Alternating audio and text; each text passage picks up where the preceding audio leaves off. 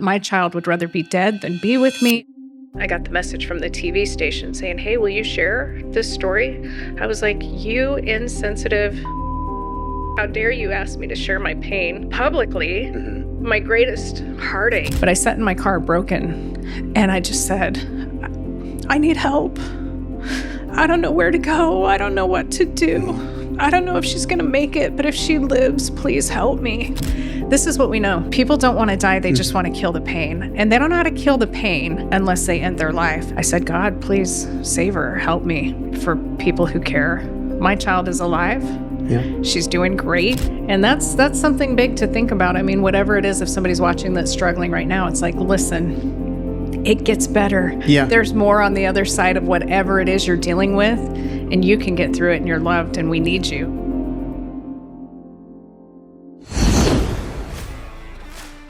Hey guys, welcome back everybody, back to Build. Look, I'm super excited for you guys to be here. It's kind of funny because I'm always excited for you guys to be here. I really appreciate you guys liking and sharing and commenting. It's been a huge help for the channel. It's been a huge help for all of us. One of the things that I set out to do not long ago when I realized, actually, I used to say on stage a lot that many of the greatest voices on the planet have yet to be heard. Because many of the greatest voices on the planet have been so busy doing their area of expertise that they haven't slowed down long enough to actually get on a media platform and actually show up to do the work, well, to let you guys know they exist and then for you to partner with them.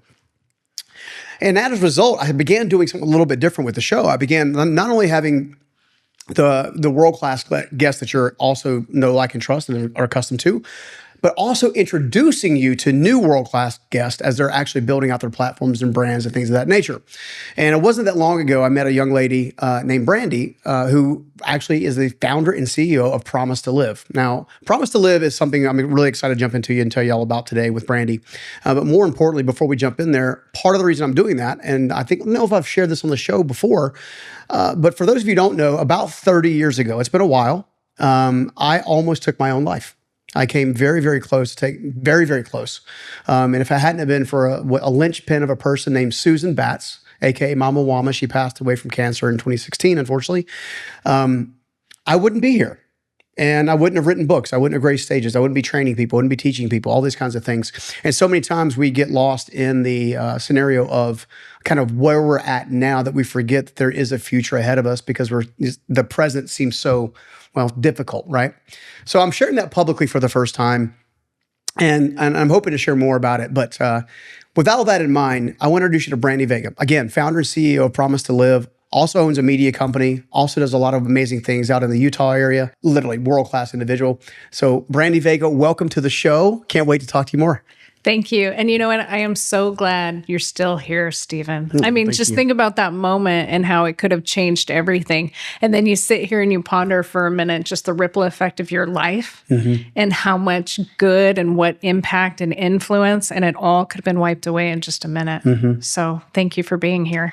Well, thank you for acknowledging that. You know, what's really interesting, I was having a little bit of deja vu because, we had several guests on today. We've been, kind of recording podcasts left and right and building community, and everybody's like just jamming and loving on each other. It's been amazing to watch, but one of the things that stood out at me is we're sitting in a safe haven, which I told the audience about 6 months ago that I feel like God is calling me to safe haven. I'm going to create a safe haven for entrepreneurs. Anyone that graces the threshold of that door is going to come here and get arrested, replenished, relaunched, all those types of things. And as I'm sitting here and I'm thinking about what you just said, literally I'm thinking about this. I can't believe that I almost gave this up. And all I had to do was go through a little bit of extra work. So I can relate. I had a suicide attempt at 12. And that's why I was so passionate about it before, because I sat there and after I had kids and I joined the military, I interviewed the president of the United States. I adopted kids through foster care as a surrogate. I look at my life and go, wow, I've had this amazing career, beautiful children, and none of that would have happened if I couldn't have made it through that single moment when I was 12 years old. Yeah. And that's something big to think about. I mean, whatever it is, if somebody's watching that's struggling right now, it's like, listen, it gets better. Yeah. There's more on the other side of whatever it is you're dealing with, and you can get through it, and you're loved, and we need you. That's true. Amen. Yeah. I intentionally did not prepare any questions for our conversation today. And I didn't do that because I feel like in order to break the stigma of mental illness and things that people face that, like me, like you, lead us to potentially make a bad decision for ourselves, I felt like honesty and transparency is the only way forward. Yeah, and vulnerability. So with that in mind, I guess my first real question to you directly is, what are you seeing right now that is, holding people back from leaning into reaching out for help, or what are you seeing right now that's actually helping them get through the darkness into the light? Yeah. I think one of the biggest things holding people back is life. We feel so much weight. We feel so many burdens. We see so much going on. Social media has a big impact. We're more connected, yet more disconnected than we've ever been in the history of ever, because we're tied to things. But it's that shame, it's the fear, it's the stigma. And I think what we're trying to do is shift that through the lessons that we've learned to say, okay, I can talk about my mental health. I don't have to be perfect. I can still be a good wife, a good mother, a good business person, and struggle. And I think when we take the power away, when we move that into the light, it doesn't have to dwell in the darkness anymore. So, there were conversations about drugs. There's conversations about sexuality and different things that we have important conversations with our kids or our friends or our coworkers. Or we should be having, in many respects, yeah. And they don't happen. They're important and necessary. And so that's kind of what we're hoping to do with mental health, is make this shift. But for us, the biggest thing is just talking about it. Yeah. It's interesting to me. I think one of the things that I've seen, it's funny, I allow myself to go backwards every now and again. I intentionally don't stay there, because obviously I've learned my lessons, and now hopefully use that to empower thousands, millions of people, depending on who's watching or listening. I think for me, there were two things that were happening in my greatest moment of need. First of all, I didn't feel like anybody saw me. Now, if I'm honest with myself, I didn't feel like people saw me, but I wasn't exactly allowing myself to be seen. True. So that's me being honest. That's fair. Right? So it's this honest conversation. And then I also felt grossly misunderstood. I felt that anytime that I would speak up, or I would have words that would come out of my mouth, I would feel like they wouldn't be understood. And maybe it's because the early days, maybe I was sharing that with the wrong people, right? Someone who couldn't really relate or understand. And, maybe it's something different. But in the grand scheme of things, I think I felt, again, I wasn't being seen, which decreased my value, at least emotionally, intellectually. And then again, I would have these moments of like, I feel myself. So, and if I would try to tell somebody, I would kind of struggle with that. In the work that you've been doing, and while you've already told us about your attempt as well, I know you had someone close to you that also was, honestly, it seems like became the catalyst for Promise to Live. Absolutely. So how much of maybe the feeling of not being seen, maybe the concept of being misunderstood, or is there other greater emotional triggers or patterns or common denominators that you see influence that? I think everything's really individual for people, but what's been blowing my mind lately is just talking to individuals and hearing that every single person is going through something. And even the people who you think have everything together say, I'm struggling with this or that. And I just think it's the one thing that we all have in common. And with my story, my suicide attempt gave me an appreciation for mental health. And so I got educated and I was kind of teaching it. I knew what to look for. I knew all these things. And I would go to schools and talk about, if somebody starts, withdrawing, if they start selling their stuff, if they start having these negative thoughts, I would share. So I knew what to look for. And my background, just a little bit about me, joined the Army, broadcast journalist, public affairs, worked in military, worked in TV Which news. means you saw some stuff. I saw a lot of things. Got to interview the president, worked at the War College, started reporting for Fox News at 20, worked in media a lot of my career. If it bleeds, it leads was my background. I had seen this stuff. I had done all of this, built a studio, found myself as a single mom, but felt like I'm really savvy. I keep up with things. I know what's going on. I'm a great mom. And then all of a sudden, my 12-year-old tried to end her life. And, and the first time, because I was a single mom building a big business, doing all this stuff, I was actually doing a production for the NFL. Wow. The first time. I'm on the draft day and all of a sudden my phone's blowing up and I'm trying to, we're live and I'm trying not to look and I see this and it changed my whole world. But the first time we buried it like a deep, dark secret because we feel like it defines us. We feel like we can't share if we're struggling or if somebody we love is struggling or if we have these thoughts or feelings. And I felt that. It was like, man, I must be the most horrible person on the planet. My child would rather be dead than be with me. I'm a failure. I don't want anyone to know this because then they're not going to want to be around me or do business with me. They're going to judge me. It's all the shame. And so we buried it. Deep, dark secret, 2 years, didn't really talk about it. We survived it, thank God. But then we go through this process and 2 years later, I woke up to police banging on my door. And thankfully, her friend had the courage to call 911. Police woke us up. We got to the hospital in time, but they didn't have any beds because they had so many kids trying to end their life from 8 to 18. And it was terrible. And I remember having a breakdown. But I wasn't the only one. It was the doctors, too. They're in there like going, what in the world is going on? And it was just a really hard time. And we did not know for almost 2 days if my child was going to be okay and be functional. And it was the hardest 2 days of my life where I had to swallow my pride. And, I'd volunteered at the hospital for 7 years doing spiritual care. Nobody dies alone. I sat with a lot of kids and patients and different people. When it's your baby, when it's somebody you love sitting there, it's this whole different level. And for the first time, I had to just let go of any ego. And I did the most vulnerable video. I've done videos, hundreds and thousands of videos throughout my career.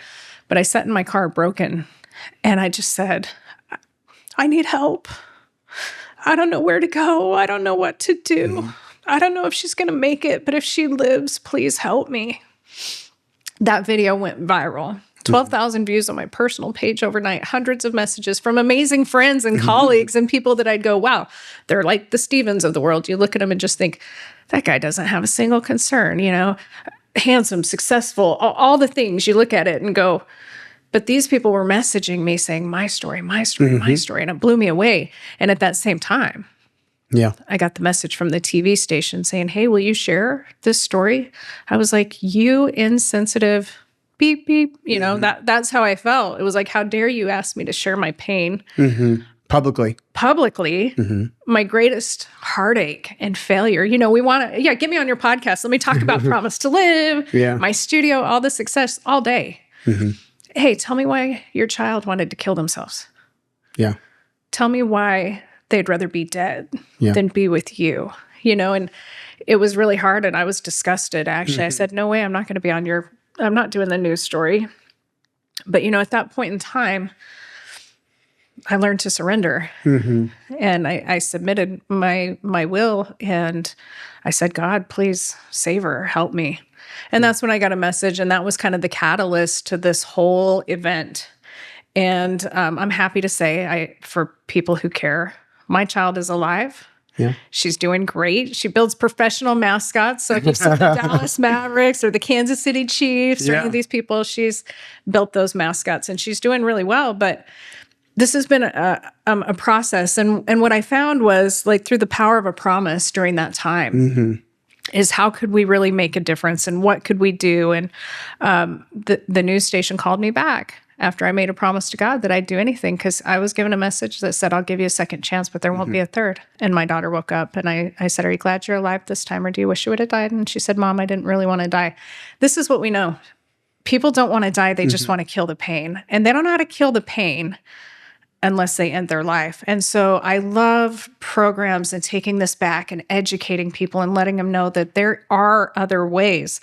So for us, 2 weeks later, the TV station called me back. NBC called back and they said, Brandy, we've never seen suicide rates this high. Nobody will talk. Will you reconsider? And I was like, no. I was terrified. And I've done a lot of hard things, but I was terrified. I want to ask you, so I guess I'm going to stop you there for just a quick second. So as you were talking and you began, one of the things that came up was judgment and shame and guilt. Yeah. Right. So the fear of being judged, the feeling of shame, guilty could be two-way street. It could be I feel guilty about something that happened, or guilty that I even feel this way. And then you also brought up something interesting, which was the fact that you jumped on Instagram, I think it was, and then did share vulnerably publicly, and you got a massive response. I did. Right. And then at the same time, we tell ourselves that if we speak up, we're going to be judged. We have a reason to have shame, and we have the reason to have guilt. But yet when we do speak up, the exact opposite happens, or it seems to happen. Yeah. Am I piecing that together correctly? Yeah, I think you are. And in a lot of ways, it's like, yes, you see that, but there still are the trolls who are like, you must be horrible. And that's kind of what you find is some people are so miserable. But the truth of the matter is, when it really matters, people are good and they come together and it's relatable. They're like, wow, by you speaking, this is what I heard. You gave me the permission. And I've learned one word that changes everything too throughout this process. And it's really. So if I say to you, how are you doing? Versus how are you really doing? And so I had all these people reaching back out because I think in my message, I had given them sort of the really in it to say, I've never been this open and this raw. Yeah. But I am, because I'm hurting and because it matters and lives are on the line. And that's when they come back and they go, wow, let's be real together. I'm struggling too. What do I do? Yeah. Wow. It's funny. I was also, no, it's not funny. Sometimes I say funny and I mean the word interesting. Because the way my brain is wired, and I've been this way since my salvation experience 30 years ago at a litter box. Got Jesus on the wall over there in the dining room. At that moment, I was given the ability to find common denominators in things and then piece them together like a puzzle. Yeah. To come up with a kind of a clear image or clear puzzle. And one of the things that I'm continuing to sense, right? So there's the element of, I would refer to it as generation. It could be generational trauma or generational trends, or some would say bondage. Some would say, I don't know if I like the word bondage as much as I'm like, I think there are legitimate things that seem to cycle their way through a family's lineage until it bumps into somebody who's willing to change it. Right? Yeah. And sometimes it seems like that bumping into that lineage also, it'll keep knocking because God has chosen that person to stand in the gap, right? So, and so as I'm hearing you talk and as I'm hearing you share, one, I appreciate your vulnerability and honesty. This is exactly what I wanted the show to be. And the reason being is because while I don't want to, you don't ever want to have like a cloud over your head and all that kind of stuff constantly. At the same time, it's a real conversation. And at the same time, your journey is exactly what led you to Promise to Live. Yeah. And it's interesting you say that, because I remember at the hospital, when I was begging God for a miracle and a second chance, I remember thinking, you didn't learn the first time. You didn't do what I needed you to do. And I thought, because you go back. But that make you feel guilty though? Yeah, it did, because I went, the first time because of the shame and the fear and the stigma, whatever it was, all the negative things, I buried it. And then it was like, Brandy, no. This is what we can't do. This is what everyone does. And so I was sitting there thinking about it, and I was like, I didn't move this message forward, and maybe it is up to me. Because I can tell you, if I didn't have the personal experience, the professional experience, the passion behind it, if I didn't have a why, there's no way this movement would exist, because it's just too much work. But, one of the things when we talk about that, when you talk about ROI, this is a business podcast in many ways about building, but building in people and in humans. And so I look at the ROI of this and I go, we've saved so many lives in a way that could only be done through my experience, because of the way that I felt it and what I went through and how we've been able to translate it. So the second part of the story is when the media called me back and I was terrified to do it, I knew I had to, even though I didn't want to. Yeah.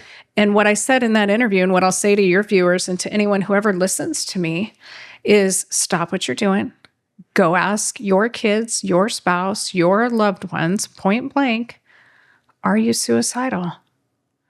Are you feeling like you might hurt yourself? Honest questions, get honest answers. You don't plant an idea. So I said this during the broadcast. And the point of this is to show how powerful one voice can be. And after the broadcast aired, I got a text message from a father, and he said, "You just saved my daughter's life." Wow.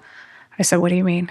He goes, "I watched your story on the news. I felt impressed, right, as you said, to go talk and check on her. I went in her room. She had written her suicide note. She was in the process of ending her life, and I'm at the hospital now with her." Wow. And that, for me, was everything. Because I thought I didn't want to go on here and talk about it because of everything I felt. But then I knew by opening my mouth, her life was saved. And then another family messaged me in the morning and said, "Thank you for being vulnerable." Their words. "We talked to our 15-year-old. He confessed he was going to kill himself this weekend. We're getting help." Wow. And that was the start of my mission. And that's been our mission, is if we can talk about it. You don't have to be an expert. And what I teach people is ask. Here's an easy one. You want to know? Ask. It's a simple acronym. We work with MTV on it. It's acknowledge, support, keep in touch. Hey, I know you're going through a hard time right now. I know maybe you lost your job, your spouse, your kids are struggling. Are you okay? How are you really doing? Yeah. So I'm asking you, and I'm acknowledging that you're going through something. And then I say, "Stephen, that must be really hard. I'm sorry that you're going through that challenge. I'm supporting you. Yeah. I got your back." And then Kay, keep in touch. Do you want to talk about it? Do you want to go grab a drink tonight? Do you want to go to lunch tomorrow? Can we talk next week? So anyone who's sitting there saying, "I'm not an expert. I don't know what to do or say." Yeah. Just ask. Yeah. You don't have to be an expert. You just have to give a care. Yeah. That's it. Wow. I think I shared this with you the first time we connected through Melissa, our amazing friend. And one of the things that, and to give you an idea, I was traveling a lot. And she's like, "Stephen, I really want you to meet Brandy." I'm like, I'm like, "I'm in Atlanta this week. I'm in Florida next week. I'm over here," like this kind of thing. And she goes, "Just trust me. You want to meet her." I said, "Cool." Right. So we obviously got the call on the thing. And then I realized there was a lot of overlap with my story. The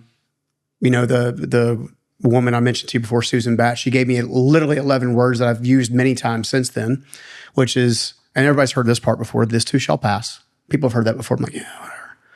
Right. But then there's an element of hope. So there's "this too shall pass." "This too shall pass" is an evidence of endure to me. So like just endure. It doesn't mean you endure like necessarily just straight pain. You need to get help and things of that nature. But then she said something that was really interesting. And she said, "And what comes next will be greater." Right? It's powerful. And to give you just a brief timeline, from the moment that she talked me off the bridge, it's at 440 in Capitol Boulevard. In fact, the next time we do an event in Raleigh, I want you to come out and I'll take you to the spot. Please. It's 3 miles from my venue that I still have in Raleigh. From the time that I left that bridge to the time that I found my faith, to the time that I started the company that I sold in 2023 from the trash piles of the construction site, was about a 2-week window. Wow. And then I look around and it's like, I'm ADHD, dyslexia, didn't finish high school. And somehow, some way, God used me to build a multi-million-dollar business. I was in 3 states, had hundreds of team members. I learned a lot in the process, both on leadership, team building, systems, processes, and stuff, which I think gave me the ability to see different pieces and pull stuff together. One of the things that happened during that, I think I shared this with you during that time, was one of the things that happened with me is I began to be invited to speak for the USO. Specifically at the time was the USO of North Carolina, right? Which still covered a lot of ground. Right. Okay. And a good friend of mine, Kelly Willoughby, was the leader of the reset programs. So we had Warrior Reset, Spouse Reset, and Family Reset. Okay. The original program's design was to help armed forces personnel reintegrate their life back with their families and stuff post-deployment. Right. And a lot happens during deployments, right? Moral injury was a term that was used a lot, which I'd never heard before, which is obviously a lot of it has to do with taking a life that you don't want to take, but you're taking it, to save lives and all this kind of stuff, which, it's funny to me because sometimes folks will be very hateful about that. But if you go back to the Bible, okay, King David was known for being a warrior of thousands. He was also the guy to be in the Psalms and exhibit his heart wide broken. And I've always said that he became a king in a cave, right? The reason I share all of that is because one of the things that became very prevalent when I first started there was the message that seemed to resonate was centered around mental health / suicide prevention. And I remember there was a speaker one time who was a psychologist or somebody, a mental health professional. Right. And so they specialized in PTSD, okay? So post-traumatic stress disorder. And they spoke ahead of me one time. And the way in which it came out, I know they were trying to be helpful, but the way in which it came out was like, there's no hope for you. Wow. You're always going to feel this way. You're always going to struggle with these tendencies. You're always going to, I'm like, and something inside of me knew that was absolutely not true. And so my turn comes to speak. And for the first time ever, I shared the true story, because it takes a while to like really tell with real clarity about the bridge and what happened and all this kind of stuff. And then they had a dry erase board there. And I was like, And in my mind, I saw a quadrant. Yeah. I saw 4 blocks. Okay. So I walk over to the board and I say, I don't know, guys. This is like the quadrants of conflict. So I write the name quadrants of conflict at the top. I said, the reality is you got really 4 or 5 main areas of life. You have a financial picture, emotional picture, spiritual picture, and a physical picture, right? In your life. And we were going through this process. I had somebody stand up and say, tell me, like, just where in an emotional, where do you think you are right now? Scale of 1 to 10, where do you think you're at? And he's like, I'm 6. Financial, oh man, that's a 3, dude. Physical, the dude was ripped. I was like, I'm a 9. Yeah. Right. And so we did a little bit of the math, right? We found like an average number. And he was like I think his average number was like 7. I said, so here's what I can tell you about you right now from just what you just shared. Like, this is not me being like super intuitive or anything. You feel like you're making progress, but you're constantly frustrated.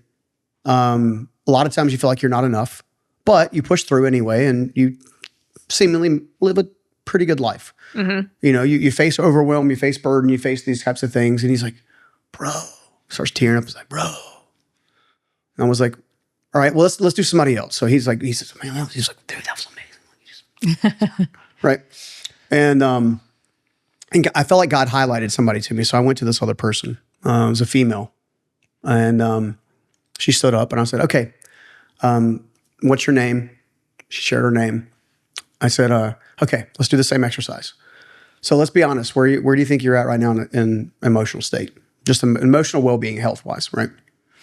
Good. And I included, for me, emotional and mental were kind of tied together. So there's not a separate, in my mind, quadrant for that. She said, well, on a 7 with 3. So, okay, how are you doing physically? And she was like, she looked like she was in good shape. She says, honestly, I had an injury on a deployment. I feel like this. My body feels like a wreck. I'm taking painkillers. I'm doing these things. So it's a 3. Went through the financial picture, 3. Next one was a 3. So her average was a 3. I said, is it safe to say that you've been contemplating taking your life? And she just starts crying.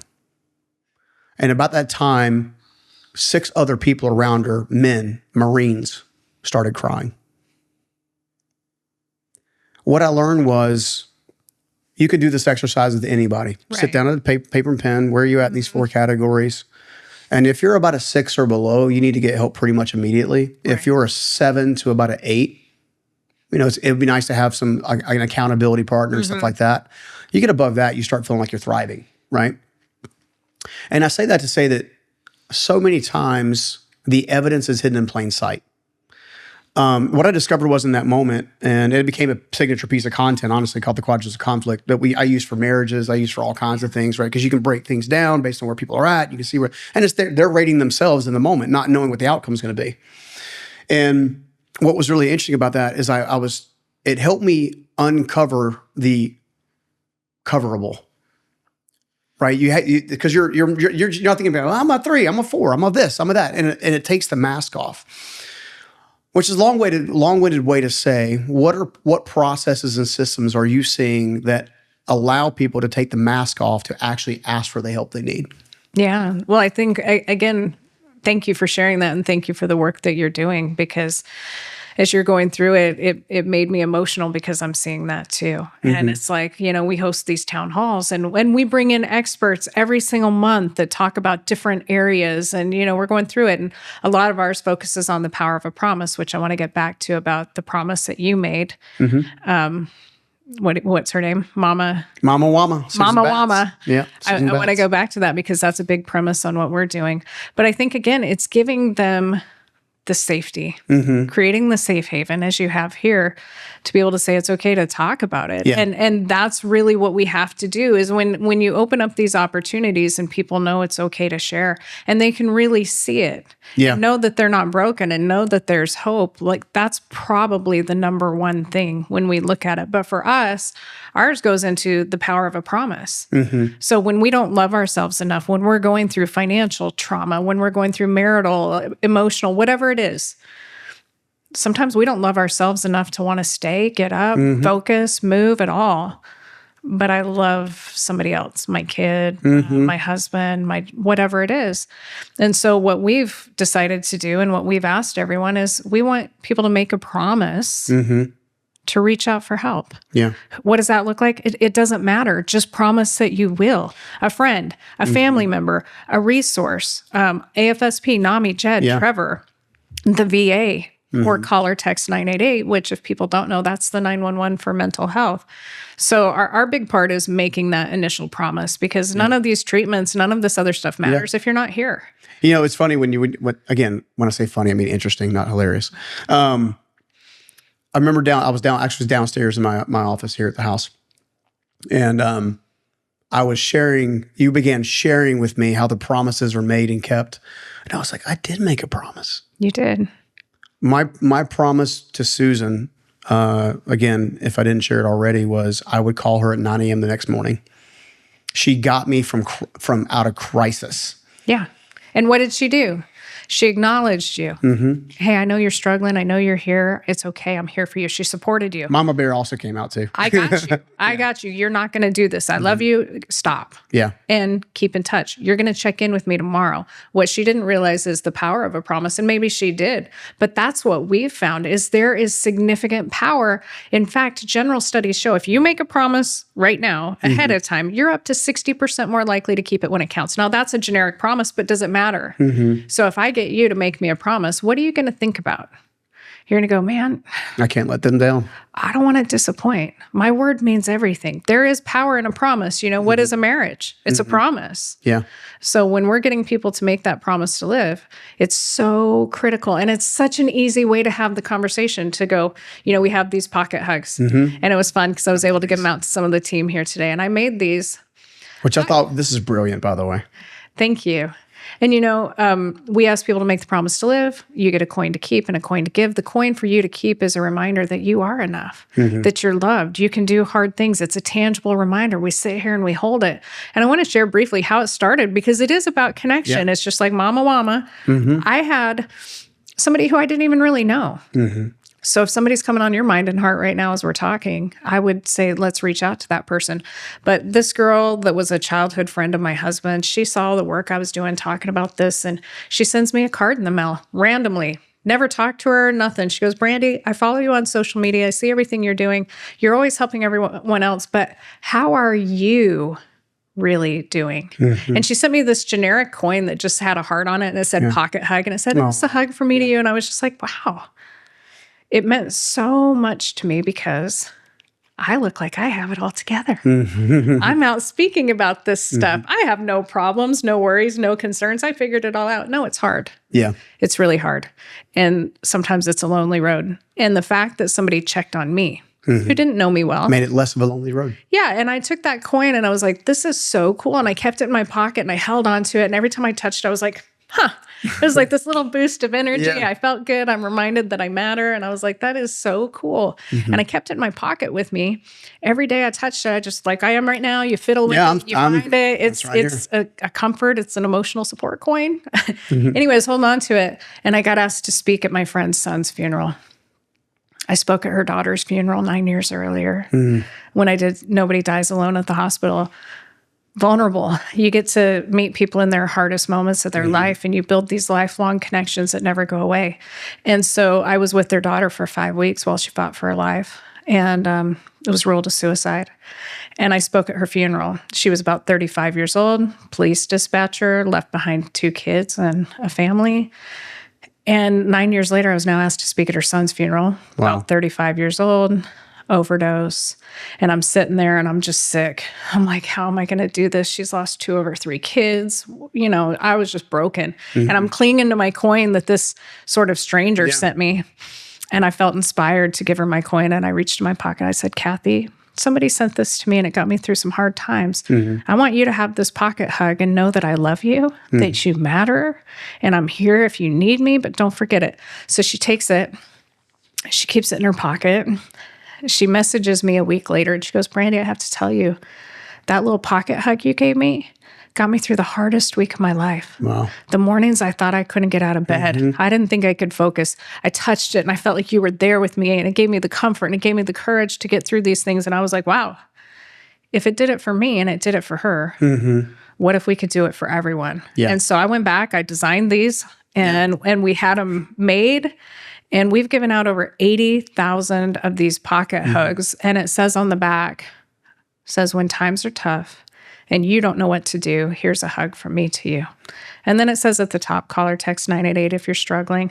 And it has our website with resources. And so we've been doing that to try to combat one.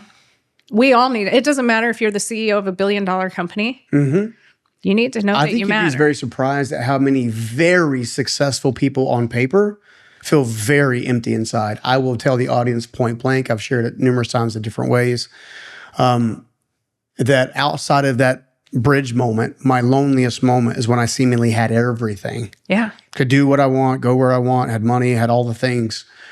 And it was empty. Isn't that wild? Because you achieve all the things that you're told you're supposed to achieve. And then it's like, what next? Yeah, exactly.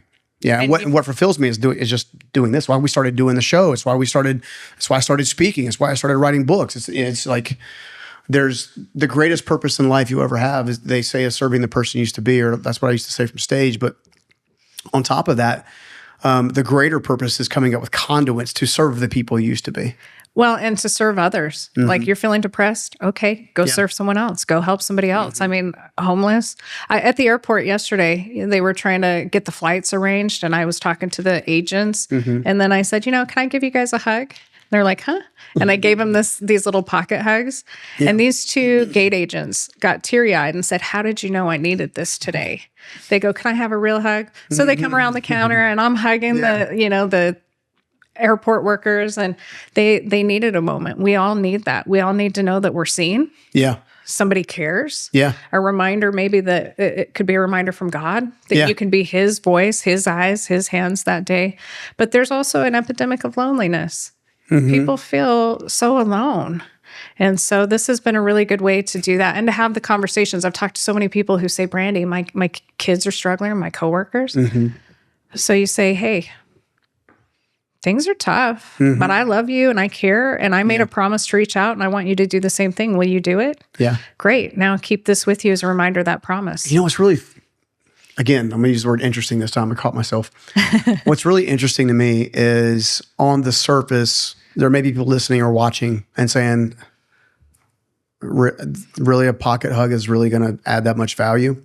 And we fortunately had you, and you were sharing with the group here earlier today, a couple of really key examples of how the pocket hug actually does make a massive difference. Yeah. I'd like to talk about the married couple and the husband. The veteran. If that's okay first. Yeah. And have you share that story? Absolutely. Well, I'm a veteran. My husband served. Thank you to everyone who served. Amen. First responders, we're going to be honoring them September 10th as well.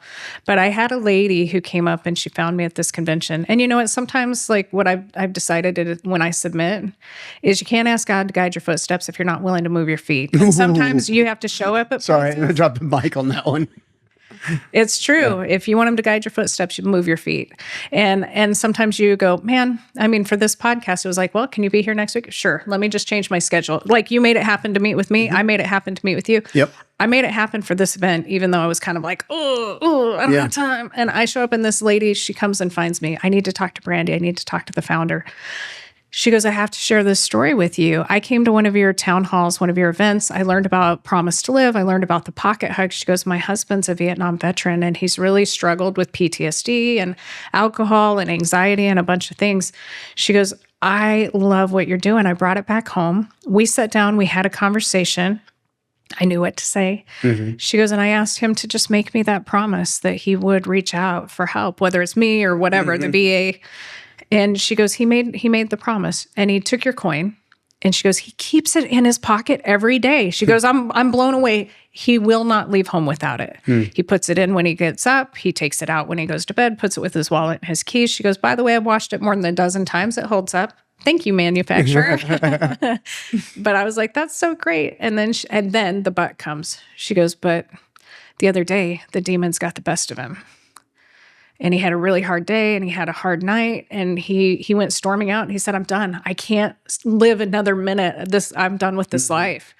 And she said he stormed out of the house, and she didn't know what to do but to hope and pray. She said all night, I hoped and prayed.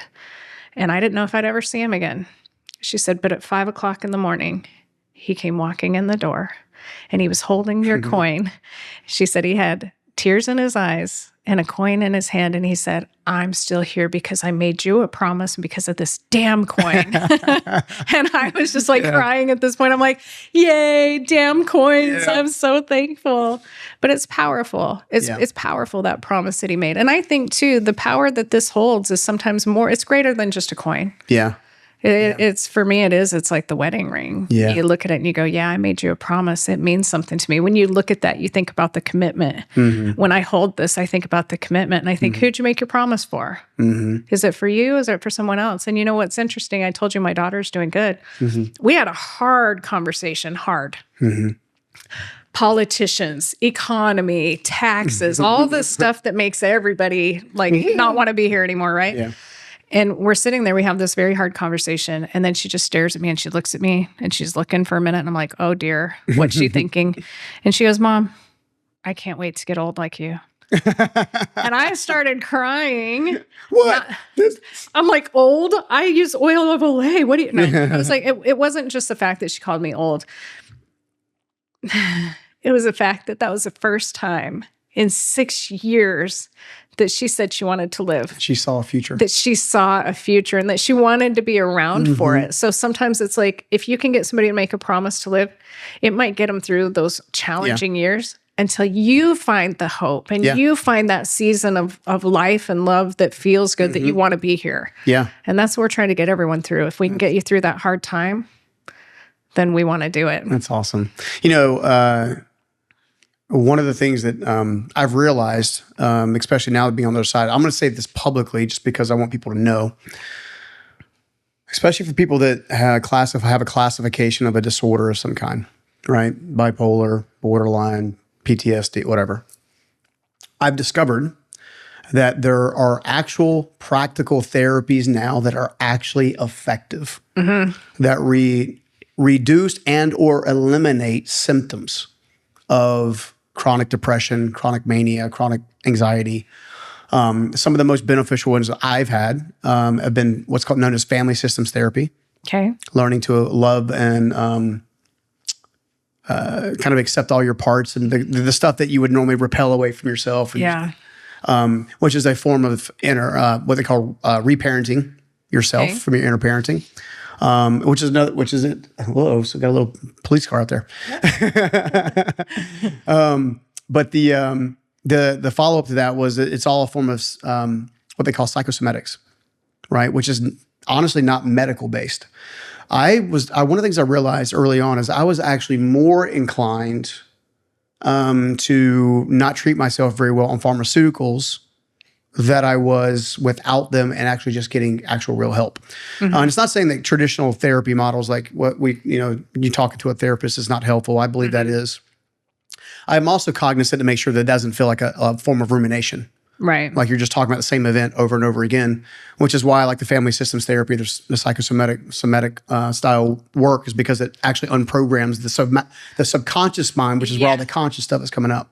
And I love that. Like our first thing is commit. We got to get people to make the promise and stay. But our second thing is to connect them to resources. And we found that one size doesn't fit all. So traditional therapy, peer, self-guided, online, AI, holistic, working with Dr. Dawn Wood, who's amazing. Yeah. Like there's just so many good, positive things that we can do. So our second pillar is connecting them to the tools and the resources and hopefully preventative. Yeah. And then our third is building this community online and in person. It is funny, though, you say that, like with the police back there. I have to tell you a funny story if I can. I'm kind of curious what he got pulled over for. So we had our retreat for our Promise to Live board meeting at Bear Lake. And one of my board members, he's this interesting guy, runs a multi-billion-dollar company. Anyway, he's driving in his regular old car, speeding a little bit too much. He gets pulled over and the police officer goes, "Hey, where are you going in such a hurry? Where are you coming from?" "I'm leaving my board meeting." "For what?" "For Promise to Live." "Oh, yeah? What do you guys do?" "Mental health and suicide prevention." He goes, "Can I give you a hug?" And the cop's like, gets teary-eyed and emotional. He goes, "This is what we do." He explains it. And he's like, "I want you to have this coin." The cop takes it, gives him a hug, lets him out of the ticket. I was like, are you kidding me right now? You bribed the police officer with a pocket hug? Hey, multi-use tool. Get out of jail free card. No, but that's what I thought of, because often those guys too, it's like they've got such a hard thing going on that I keep these in my pocket all the time. Well, and they also get to see the worst of the worst. A lot of the first responders see the worst of the worst in many cases. So it's another mutual friend of ours that became a new mutual friend of yours today, is a very, very successful dentist, has a bunch of practices, and he was sharing that in the dentist industry alone, it's one of the higher rated suicides. Yeah. Right. So it's funny how things are all interconnected. It is. I want to pivot a little bit. Yeah. So we've talked a lot about the darkness and facing the darkness and guilt and shame, self-condemnation, what prevents us from reaching out, what prevents us from believing there's a brighter day ahead. We've talked a lot about, hey, how this coin has actually saved lives, even got people out of speeding tickets, which is kind of cute. Yeah. What I want to do is I want to move us to light now. So you created a live event, which I'm excited to be at myself. I always thank you for the invitation to speaking. Yeah, thank you. On September 10th. And you hold it every September 10th. Yep. So if you're watching this and it's 2027, it's still September 10th. Always September 10th. Yes. Right. I'm so excited about it because here was the thing, right? When I shared my story on local news, I don't know, 10, 20, 50,000 people saw it. We saved 2. So I was like, well, what if we create an event? And I believe that we have to reach people where they are on the devices and the platforms they use through the people and companies they already know, trust, and follow. Yep. So that was my vision as a broadcast professional for 30 years to say, okay, we can't keep treating this the same way we've done it. If we want to reach it, we have to bring it to them on their platforms, TikTok, Twitch, Instagram, Facebook, YouTube, LinkedIn, whatever it is. So I put together a show and we streamed it out of Vega Media, my studio in Salt Lake. And our first year, we reached 160,000 people. Wow. I was like, this is pretty amazing. That's incredible. And we bring in incredible speakers like you. We bring in celebrities. We're going to have JoJo Siwa. We're going to have Allison Holker, Rob Riggle, and a couple that I can't say just yet. I know. We're waiting on confirmation. You gave me the behind the scenes, but it's big. It's big. It's big. It's really big. You want to be there. But so we bring in these people and we talk authentically about our mental health. I wrote this song. When I was doing this movie, I was going through one of the deepest, darkest moments of my life. And here's how I got through it.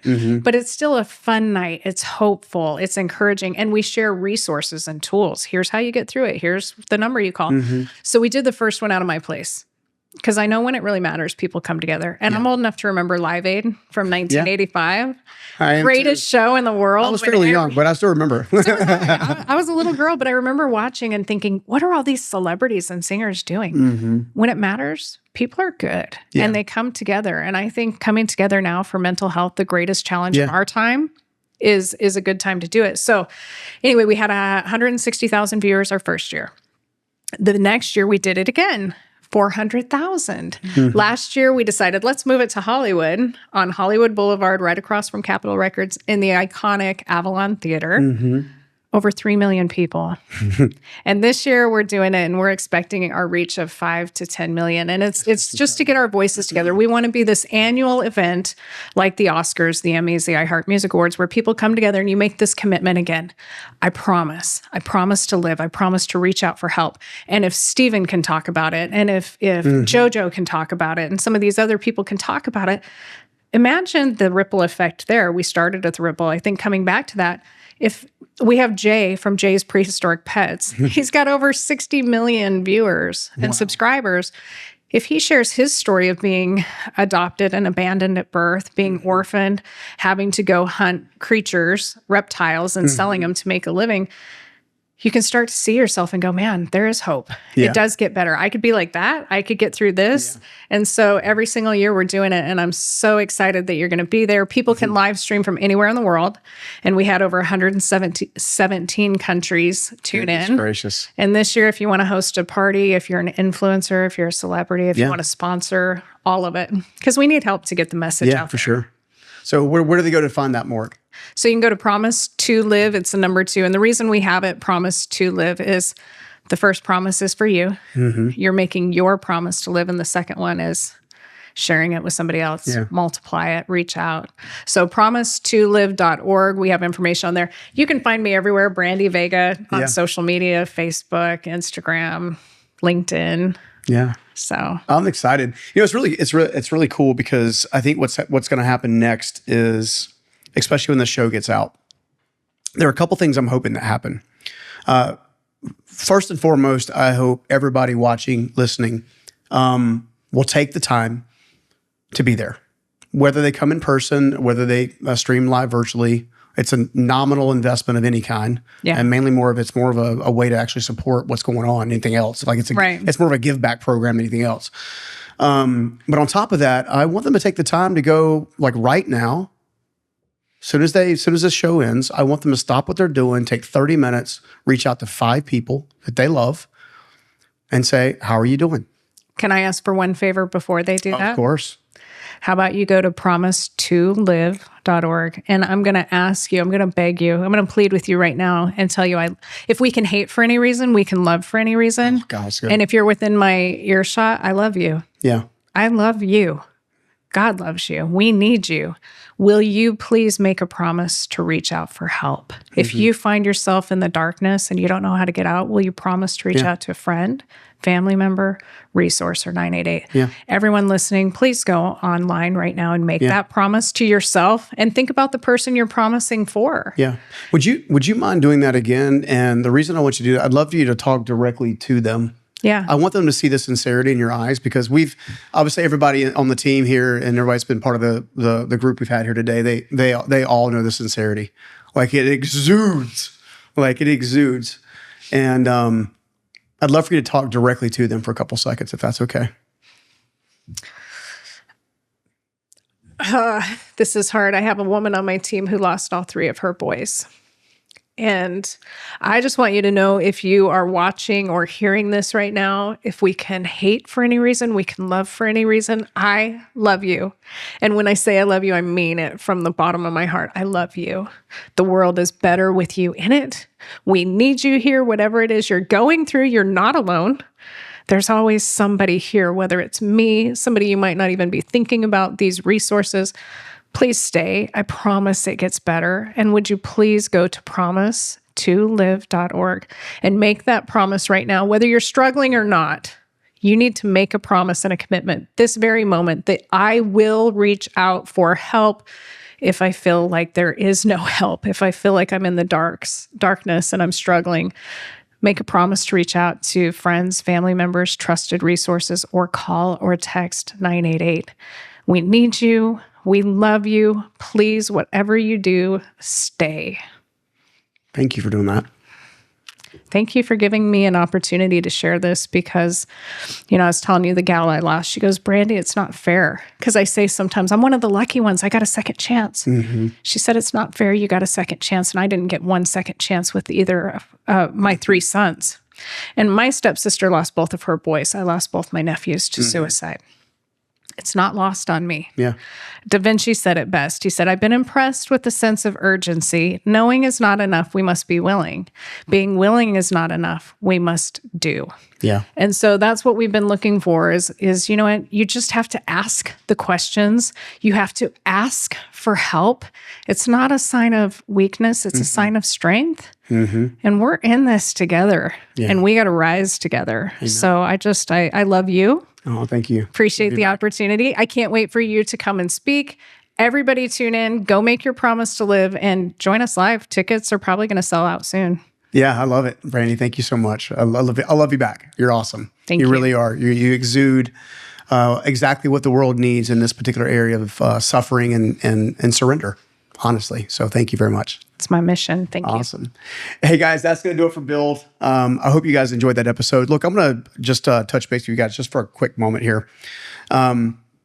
Oftentimes, it's actually really difficult to actually reach out or even check in with somebody you know, like, and trust, right? And see if they're really struggling, see if they're really taking the time to heal them, they're in a season of healing of suffering. I actually have a good friend of mine. He's very successful and was very honest about a season he's walking through, even with our group. And one of the things that takes place there is you can actually take that quadrants of conflict scenario again, literally draw a straight line down the page, draw a line across it. At the top, write emotional, financial, physical, and spiritual. Write those 4 blocks, right? Now, spiritual is your way of connecting to the divine, okay? And I want you to write, you can rate yourself and go through the exercise yourself, or you can simply meet that friend for coffee that you're worried about. Just meet with them, okay? Let the scores tell you the truth, right? Okay, I got a 3 here, I got a 3 here, I got a 3 here, I got a 3 here. The average is a 3, they're in trouble, right? And then spend the afternoon loving on them and and then helping them find the way, their best conduit to help. Get them to the event. Like, come see us. I promise you, with everybody that Brandy's got lined up for this event, they will be served, they will be ignited, and they'll be able to be transformed from the inside out. And ultimately, you never know what they're going to create next. All right. So use the tool, right? So again, the overall score, you take the 4 scores, you add them together, and you take the 4 scores, add them together, and then divide by 4 to get the average of the scores. Okay. Once you do that, anything from 1 to probably 5 is a very sensitive time. Obviously the closer to 1 or 4, right? Because I've actually had people say 0 in certain categories, just for the record. Go ahead and take that same process, right? And actually look at that. So 1 to 5 means they're pretty much in a state of trouble. 5 to 7 typically means they're actually in a state of kind of like overwhelmed, burned out. They're starting to feel the feels, okay, at an early stage. And 8 and above 10 means they're probably navigating life in general, and doing pretty well with it. But it's always a good idea to use Brandy's technique that she mentioned on the show, which is obviously, how are you doing, really?